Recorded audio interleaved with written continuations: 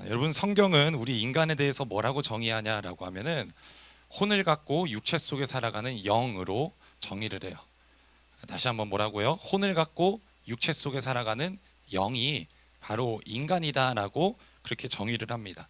그러면 인간의 진짜는 뭘까요? 본질이 뭘까요? 영혼육 중에 다래야 무엇이 인간의 본질일까요? 혼을 갖고 육체 속에 살아가는 영. 그렇죠. 예. 마지막에 있는 인간의 본질은 영이에요. 여러분, 모든 동물들이 생각을 하잖아요. 또 모든 동물들이 감정도 느껴요. 그런데 동물과 인간이 무엇이 다르냐? 인간만 갖고 있는 특수성은 바로 영적인 존재이다라는 거예요. 우리 같이 따라해 볼까요? 영적인 존재. 네. 이게 인간이에요. 그래서 인간은 큰 아픔을 겪거나 아니면 내가 감당 못한 그러한 재난을 겪거나 어떠한 어려움이 닥쳤을 때 본능적으로 사람은 신적인 존재를 향해서 기도를 하게 됩니다. 이러한 사람들 안에 그러한 종교심이 다 내포되어 있다라는 거예요.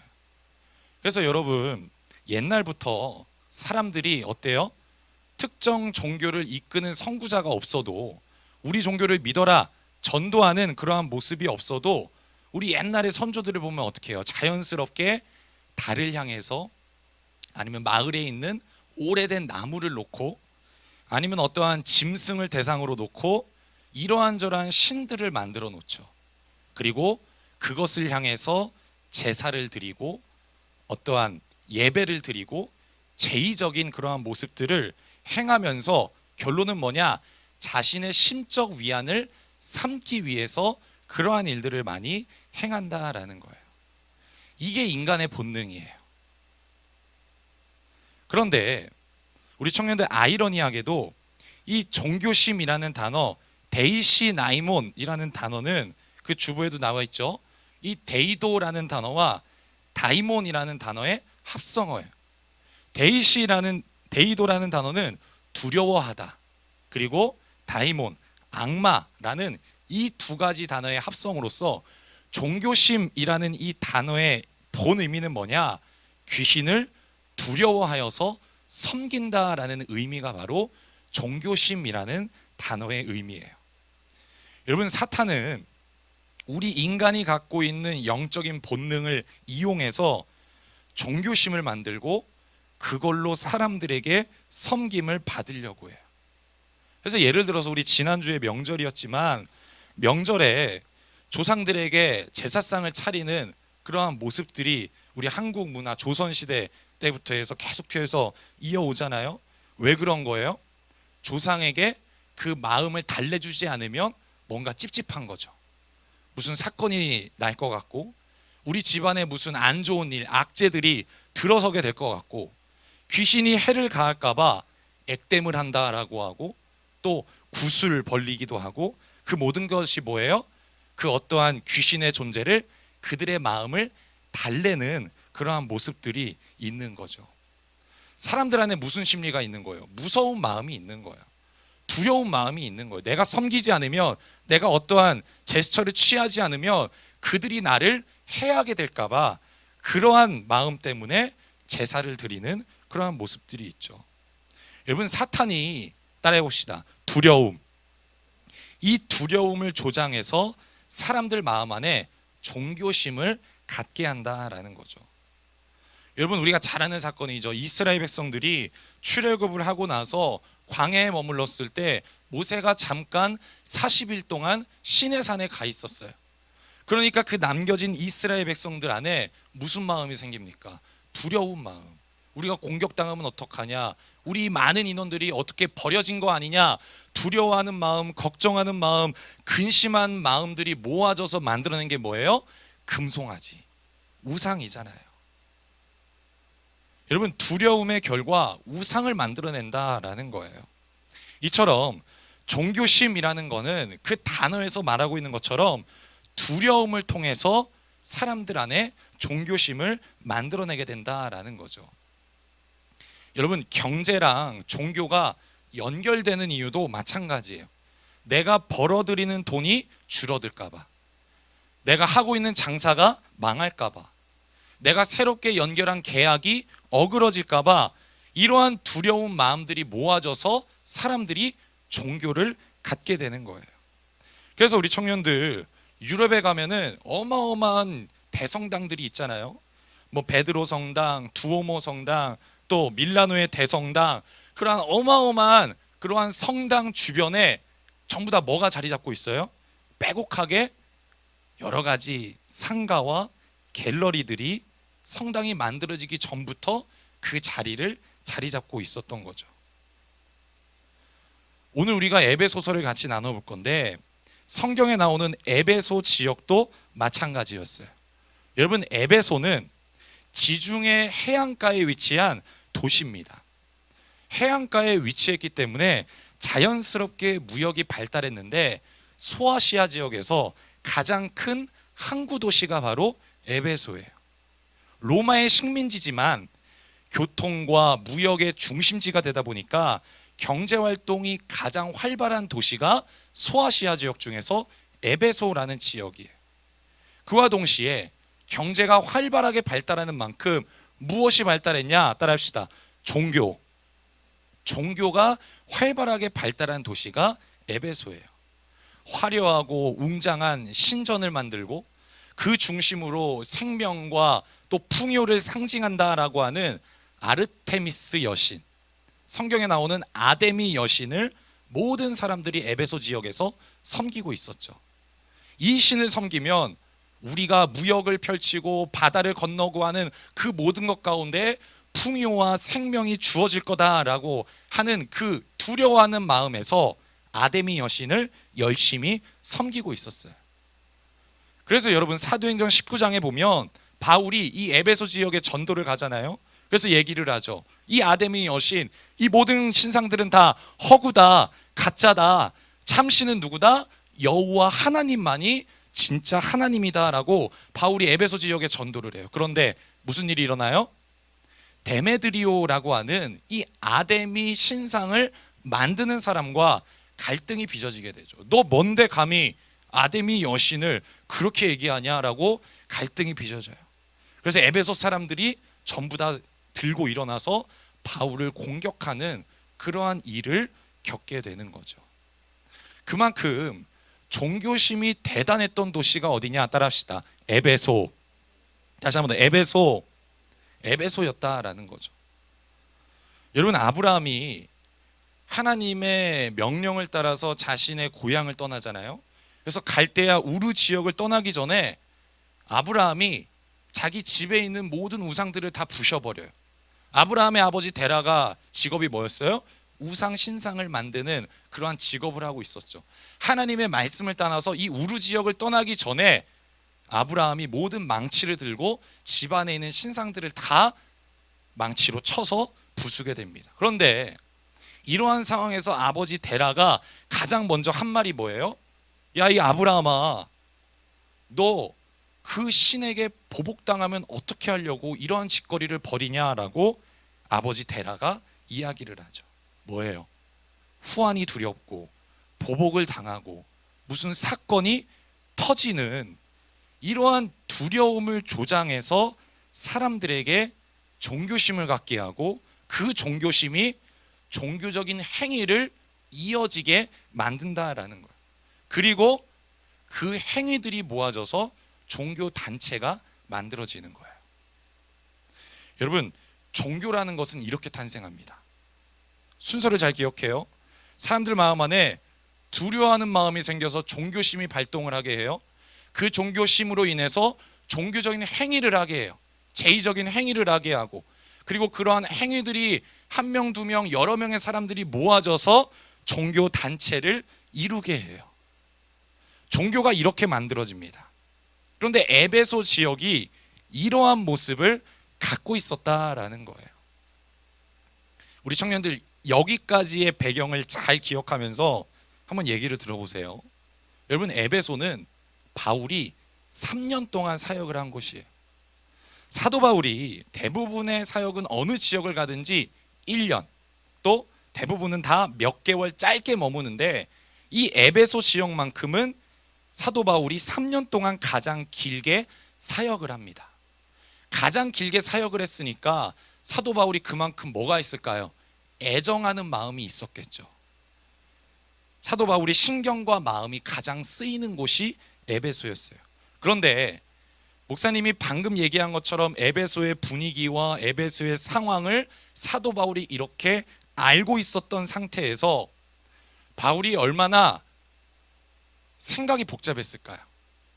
여러 가지 걱정이 들었을 거예요. 이제 갓 태어난 아기와 같은 이 에베소 교회가 이방 종교의 모습과 같이 변질되게 되면 안 되는데 하는 마음으로 바울이 편지를 쓰는 거예요. 그게 에베소서예요. 그래서 에베소서에는 뭐에 대해서 바울이 가장 핵심적으로 얘기하고 있어요? 교회에 대해서 얘기하고 있어요. 우리가 흔히 얘기하기로는 에베소는 바울의 교회론이다 라고 그렇게 신학적으로 많이 얘기하거든요. 바울이 걱정하는 거죠. 모든 종교들이 그렇게 탄생을 하게 되는데 하나님께서 만드신 교회는 그 모습이 아닌데 자칫 에베소 교회가 그러한 분위기 때문에 자칫 교회에 대해서 그렇게 세상 종교단체와 혼동할까봐 바울이 교회는 무엇인지, 그리고 세상 종교와 우리는 무엇이 다른지에 대해서 편지를 기록하고 있는 거예요. 여러분, 바울이 교회에 대해서 가장 먼저 1장에서 얘기할 때 무엇을 얘기하냐? 바로 교회는 출발부터가 다르다. 따라해봅시다. 교회는 출발부터 다르다. 우리 한번 1장 4절 5절 말씀 한번 띄워줄래요? 우리 같이 한번 4절 5절 읽어봅시다. 시작. 곧 창세전에 그리스도 안에서 우리를 택하사 우리로 사랑 안에서 그 앞에 거룩하고 흠이 없게 하시려고 그 기쁘신 뜻대로 우리를 예정하사 예수 그리스도로 말미암아 자기의 아들들이 되게 하셨으니. 아멘. 바울이 교회는 무엇이냐라고 말하는 그 에베소 사람들에게 1장에서 가장 먼저 얘기하는 게 뭐냐? 교회는 스타트가 다르다, 시작점이 다르다라는 거예요. 여러분, 제가 얘기했죠 방금 전에. 세상 종교는 어디에서부터 시작된다고 했어요? 인간 안에 있는 종교심에서부터 시작돼서 종교 단체라는 게 만들어져요. 하지만 바울이 방금 1장 4절 5절에서 첫 부분에서 얘기하는 게 뭐예요? 따라합시다. 창세 전에. 이게 중요합니다. 다시 한번 창세 전에. 창세 전에 하나님께서 이미 너희를 선택하셔서 하나님께서 이미 예정하셔서 교회를 다 만들어 놓으신 거다. 사람들에 의해서 만들어진 게 아니고 너네들의 그러한 종교심과 그러한 신앙심에 의해서 교회가 만들어진 게 아니라 하나님께서 이미 창세 전에 만들어 놓으신 게 교회이다라고 그렇게 이야기를 해요. 여러분, 에베소에 있는 이방신들은 사람들 안에 경제활동과 무역과 여러 가지를 통해서 두려워하고 걱정하는 그 종교심들의 마음들이 모아져서 단체가 생긴 거지만 바울이 얘기하는 거죠. 에베소 교회야, 기억해라. 교회는 다르다. 교회는 창세전에 하나님이 이미 만들어 놓으신 거다라고 이야기를 해요. 여러분, 이게 왜 중요하냐? 우리 청년들 잘 들어보세요. 여러분, 우리의 믿음의 시작이 어디에서 시작되냐라는 게 중요한 거예요. 어떠한 두려움에 의해서 시작되는 거냐, 아니면 하나님의 예정하심에서 시작되는 거냐, 이 시작을 어떻게 세팅하냐, 이 베이직 기본이 어디에 자리 잡고 있냐에 따라서 신앙의 방향이 완전히 달라지게 돼요. 여러분, 예정이라는 단어는 나만 특별한 거야 라고 의미하는 게 성경에서 말하는 예정이 아니에요. 예정은 뭐냐? 예정이 뭐예요? 이미 하나님이 정하셨다. 그거 무슨 말이에요? 인간에 의한 게 아니다라는 거예요. 예정은 뭐냐? 따라해봅시다. 무조건적인 사랑.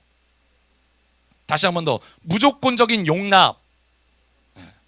여러분, 이 무조건이라는 것을 담고 있는 단어가 성경에서 말하는 예정이에요. 유대인들이 그걸 잘못 받아들여서 우리만 특별해, 우리는 우월해 라고 이렇게 삐뚤어지게 갔지만, 여러분, 성경에서 말하는 예정이라는 단어는 예정, 우리 인간이 태어나기도 전에, 아니 내가 태어나는 게 아니라 인간이 만들어지기 전에, 창세 전부터 하나님의 무조건적인 사랑과 하나님의 무조건적인 용납에 의해서 우리의 신앙과 믿음의 근간이 시작되었다라는 걸 말하고 있어요. 아멘. 다시 한번 아멘. 여러분, 사탄은 뭐예요? 대의도, 두려움을 갖고 조장을 해요. 하지만 하나님은 뭐예요? 하나님은 사도 요한이 뭐라고 정의해요? 따라합시다. 하나님은 사랑이시다. 하나님에 대해서 많은 것들이 있지만 아주 그냥 딱 한 방울로 똑 떨어뜨려서 하나님의 속성과 가장 중요한 그 진수가 뭐냐라고 하면은 사랑이다라는 거죠. 하나님은 사랑에서 시작한다라는 거예요. 너무나 다르죠. 한쪽은 걱정하고 근심하고 두려워하는 마음에서 신을 찾게 하지만 우리 교회는 뭐예요? 하나님 자체가 나를 선택했고 내 모습과 내 상태와 내 행함이 아니라 그냥 그분의 무조건적인 사랑과 용납에 의해서 우리가 믿음을 갖게 되었다라는 것을 말하고 있어요. 그래서 여러분, 교회에는 뭐가 없냐? 하나님을 믿는 자들에겐 뭐가 없냐? 보복 심리가 없습니다. 아멘. 여러분, 인과응보가 아니에요. 아멘. 여러분, 인과응보라는 단어 자체가 불교 용어잖아요. 여러분, 기브앤테이크가 아니에요. 조건식이 아니에요. 우리 청년들 한번 잘 생각해 보세요. 하나님을 믿는 거는, 우리의 믿음은 뭐냐? 하나님의 창세전의 예정하심이기 때문에 조건이 될 수 없고 인과응보가 될 수 없고 보복 심리가 없다라는 거예요. 내가 A를 행했기 때문에 A-를 받는 게 아니에요. 내가 B를 행하면 내가 B-를 기대하는 게 아니다라는 거예요. 왜? 사람에서 출발한 게 아니기 때문에.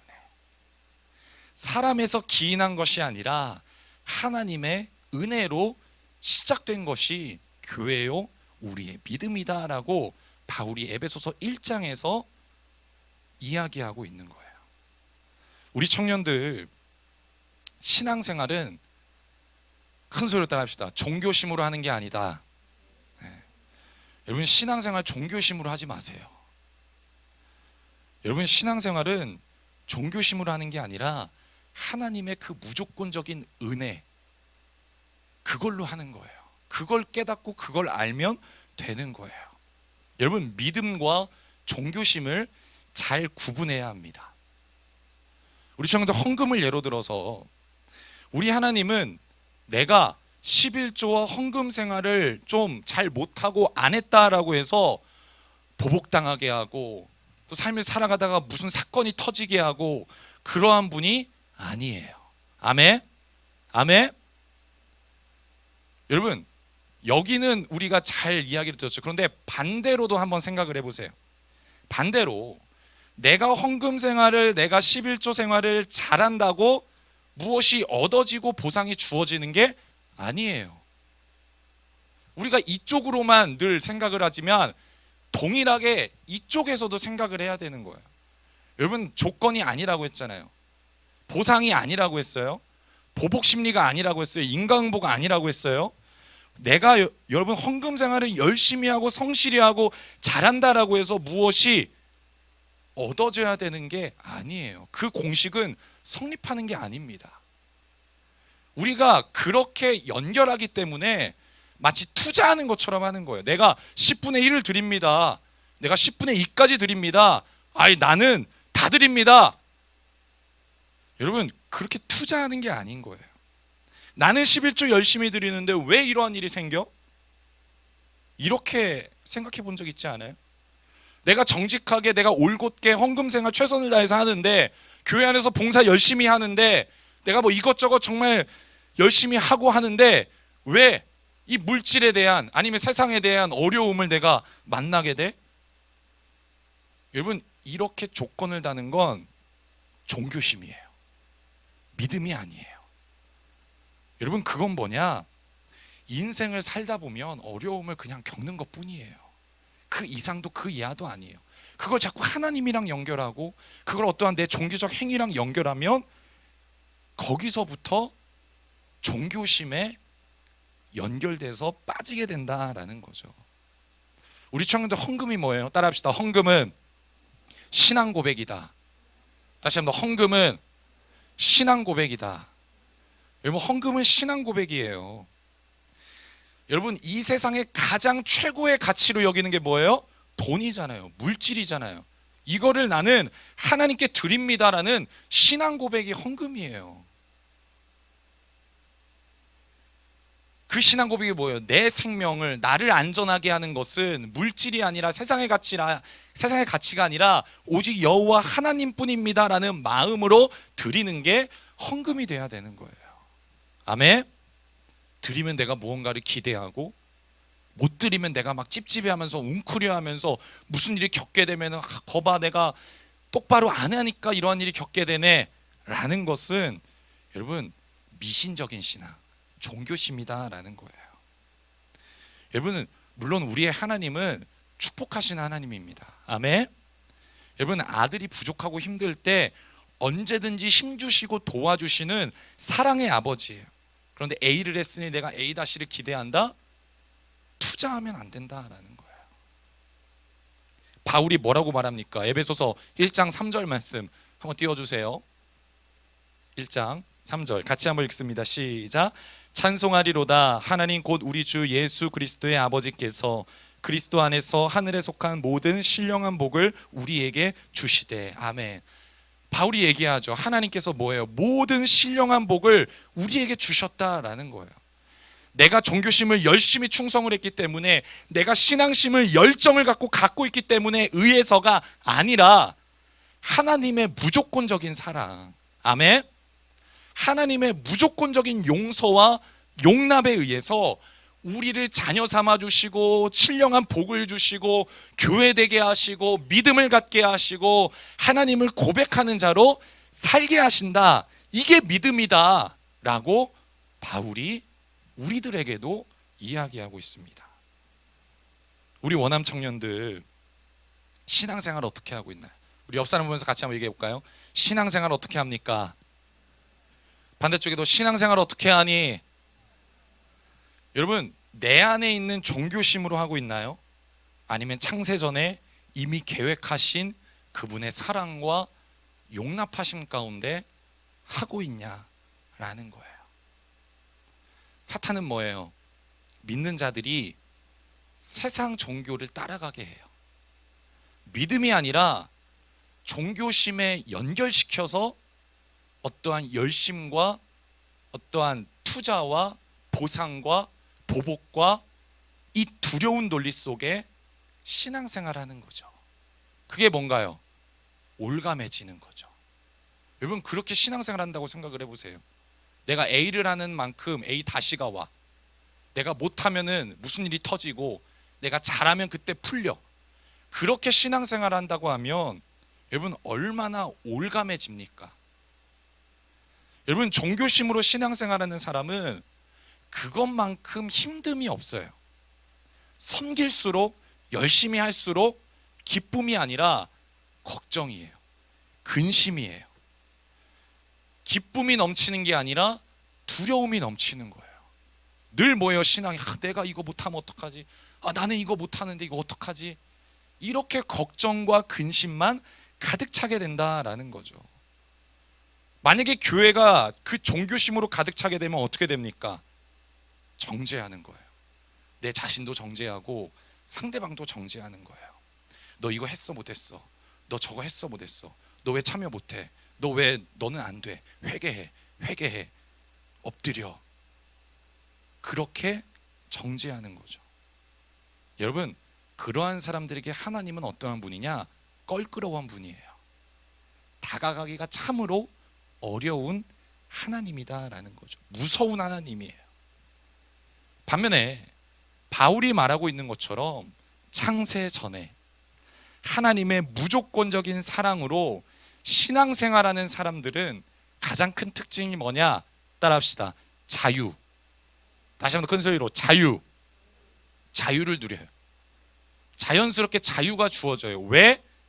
무엇을 해도, 내가 어떠한 모습이어도, 내가 부족을 해도 그분의 무조건적인 사랑에 의해서 나는 용납받았다, 나는 용서받았다 라는 그 확신이 있기 때문에 자신감이 생기는 거예요. 기쁨이 생겨요. 여유가 있습니다. 내가 그렇게 용납을 받았으니까 얼마든지 다른 사람도 용서할 수 있는 거예요. 괜찮아, 괜찮아, 잘할 수 있어, 다음번에 또 잘하면 되지, 괜찮아.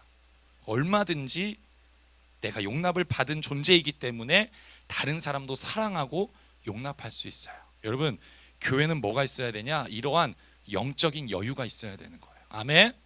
따라합시다. 영적인 여유. 우리 원암 청년부에는 이 영적인 여유가 있어야 되는 거예요. 늘 긴장하면서 내가 뭘 못했지, 내가 이거 했어야 되는데, 저거 했어야 되는데 어떡하지, 이렇게 살아가는 게 아니라 이렇게 긴장하면서 서로를 평가하고 판단하고 날선 위에 가는 것처럼 이 자리에 오는 게 아니라 여유가 있어야죠. 나는 하나님의 사랑을 받았기 때문에 괜찮아, 너도 괜찮아, 그렇게 해도 괜찮아, 우리가 서로 용납해야지, 나도 그러한 존재야, 너만 그런 거 아니야, 이러한 여유가 있어야 되는 거예요. 여러분, 이게 교회입니다. 아멘. 이게 교회예요, 여러분. 그런데 이러한 모습을 가지려면 뭐예요? 믿음의 출발이 1장에서 말하고 있는 것처럼 예정, 그분의 무조건적인 용납, 창세 전에 사람에 의해서 시작된 게 아니라 하나님이 이미 계획하고 우리를 부르셨고 우리를 만드셨다라는 그 믿음에서 출발해야 된다라는 거예요. 여러분, 우리 공동체는 사람들 심리를 이용해서 교회 모이게 하는 게 아닙니다. 그건 이렇게 말하면 좀 그렇지만 사탄이 하는 짓이에요. 여러분, 교회는 어떻게 모여야 되는 거예요? 참된 자유와 기쁨과 사랑을 누리기 때문에 자연스럽게 모이는 공동체가 되어야 되는 거예요. 아멘. 여러분, 우리 원암 공동체, 우리 청년부는 어떠한 분위기입니까? 우리가 22년도를 달려가면서 어떠한 분위기를 만들어야 될까요? 긴장하고 체크하고 실수 앞에 눈치 주고 또 눈치를 받고 하는 모습이 아니라 자유롭게 얼마든지 기다려주고 어떠한 모습이어도 용납해 줄 수 있고 그러한 사랑의 공동체가 되어야 되는 거예요. 아멘. 우리 옆 사람 보면서 얘기합시다. 용납하자. 이렇게 해봅시다. 옆 사람 보면서 용납해 줄게. 뭔지 모르지만 어쨌든 다시 한 번 더 용납해 줄게. 우리 청년들 종교심을 버리세요. 그거는 세상의 종교입니다. 교회는 출발이 달라요. 창세전에 하나님이 이미 나를 선택하셨어요. 또 예정은 뭐라고요? 특별히 나만이 아니라 나의 종교심에 의해서가 아니라 그분의 무조건적인 사랑이다 라는 것을 말하고 있는 게 그분이 우리를 예정하셨다라고 바울이 말하고 있어요. 여러분, 하나님은 사람이 존재하기 훨씬 이전부터 우리를 예정하셨어요. 계획하셨어요. 그리고 그게 바울이 에베소 교회에 말하고 있는 교회의 모습이다라는 거예요. 여러분, 세상 모두가 인간은 영적인 존재라고 했잖아요. 다들 뭐 과학을 믿든 뭐 다른 종교를 믿든 내 자신을 믿든 모든 사람들은 다 이 신앙을 갖고 종교심을 갖고 살아갑니다. 그런데 두려운 마음이죠. 이것저것 공양을 하고 내가 열심히 행해야 달래고 신을 어루면서 살아가는 이 상황 속에서 바울은 뭐를 말하고 있는 거예요? 교회는 그게 아니다 라고 이야기합니다. 여러분, 바울은 이 혼동을 겪고 있는 에베소 교회를 향해서 더욱 확실하게 얘기해요. 하나님이 우리를 선택하셔서 부르셔서 만드셨기 때문에 우리의 완성도 누가 책임진다? 하나님이 책임진다. 우리 마지막 말씀 같이 한번 볼까요? 에베소서 1장 13절 14절 말씀 같이 한번 보겠습니다. 시작. 그 안에서 너희도 진리의 말씀 곧 너희의 구원의 복음을 듣고 그 안에서 또한 믿어 약속의 성령으로 인치심을 받았으니 이는 우리 기업의 보증이 되사 그 얻으신 것을 속량하시고 그의 영광을 찬송하게 하려 하심이라. 아멘. 여러분, 인을 친다라는 건 뭐예요? 내용을 안전하게 보장한다라는 그러한 말이죠. 성령님께서 우리의 교회됨을 보증하신다라고 말씀을 해요. 내 모습과 내 행위와 내 의지에 의해서 달라지고 변경되는 게 아니다라는 거예요. 탈락되지 않습니다. 여러분, 교회는 그러한 용납과 자유가 주어진 곳이에요. 여러분, 하나님은 여러분들을 창세 전에 하나님께서 인치시고 보증하시고 친필로 사인하셔서 서명한 사람들이다라는 거예요. 마지막으로 이 이야기를 하고 우리 마치도록 할게요. 미국의 한 사람이 이 프랑스 파리를 여행하다가 한 골동품 가게에 들어갔어요. 거기서 오래된 이 진주 목걸이 하나를 구입했어요. 굉장히 낡고 막 색도 다 녹슬고 바랬지만은 이 진주에 달려있는 장식품이 예뻐서 $500를 주고 이 목걸이를 구입했습니다. 그리고 미국으로 돌아왔어요. 미국으로 돌아와서 줄을 새로 교체하고 이제 새로 교체해서 선물을 해주려고 보석상에 찾아갔어요. 그리고 아무런 생각 없이 이 진주가 근데 얼마인 것 같아요? 라고 물어봤죠. 자기가 $500에 산 게 잘 산 건지 못 산 건지 물어보려고 했는데 그 판매하는 사람이 진주를 살펴보더니 이거 어디서 샀냐, 얼마 주고 샀냐, 어디서 이런 걸 또 구할 수 있냐라고 꼬치꼬치 물어보면서 내가 2배로 쳐주겠다, 3배로 쳐주겠다, 4배로 쳐줄 테니까 나한테 팔아라라고 이야기를 하는 거예요. 근데 너무나 찝찝해가지고 그 사람한테 팔지 않고 그 다음날 정말 유명한 보석 감정사한테 찾아가서 진주를 의뢰했습니다. 이 진주가 얼마짜린가요? 라고 이야기를 하니까 감정사가 이렇게 이야기를 하는 거예요. 고객님, 이건 평범한 진주입니다. 그런데 여기를 잘 보세요. 그리고서 자세히 보니까 그 진주에 깨알만큼 작은 글씨로 사랑하는 조세핀에게라고 글귀가 써 있고 그 밑에 서명한 사인이 적혀 있는 거죠. 그러면서 얘기를 합니다. 이거는 나폴레옹이 그가 평생을 사랑했던 자신의 와이프인 조세핀에게 선물로 주었던 진주 목걸이인 것 같습니다.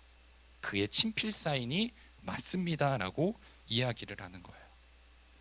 그리고 이렇게 얘기하죠. 이 진주 목걸이 자체는 몇십 불에 지나지 않습니다. 하지만 여기 적혀있는 이 사인 때문에 몇 배는 넘게 값이 나가는 거지요. 우리 청년들, 비록 보석의 상태와 모습은 매우 낡았어도 유명한 한 사람이 사인을 했다라는 것 때문에 그 값어치가 보증이 되는 상황이죠. 근데 여러분들은 누가 인치셨다고요? 하나님이 인치셨습니다. 아멘. 여러분, 우리는 영원토록 보증이 된다라는 거예요. 내 행위가 부족할 수도 있고 내 모습이 쾌쾌묻고 낡을 수도 있고 내가 굉장히 내 모습이 한없이 없어 보일 수 있어도